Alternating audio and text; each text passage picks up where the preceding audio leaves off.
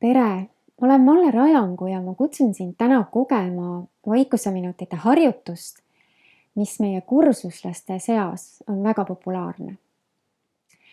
Selle harjutuse nimi on hetk ja iga täht selles nimes viitab millelegi. Nimelt sellele, millele pöörata oma tähelepanu järk-järgult.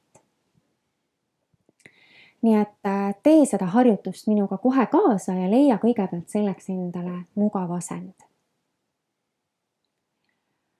H nagu hingamine. Võta üks hetk selleks, et tunnetada hingamist. Aeglaselt ja sügavalt, sisse ja välja. Koge oma hingamist.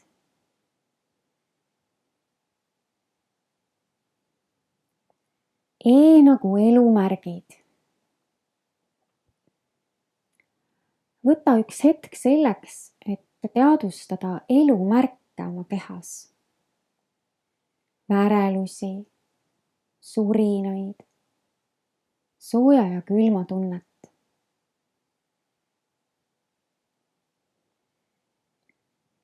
Tee nagu toetuspunktid. Võta üks hetk selleks, et teadvustada keha toetuspunkte.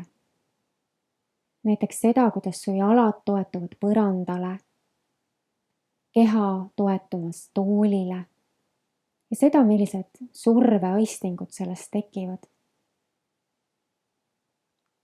Võib-olla püüad kinni ka toetatuse tunde.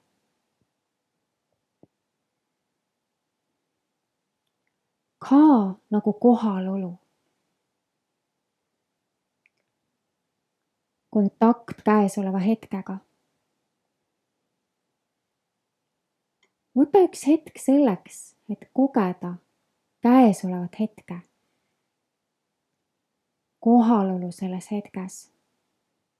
Seda, mis avaldub sulle, kui oled tõeliselt siin ja praegu, kontaktis käesoleva hetkega.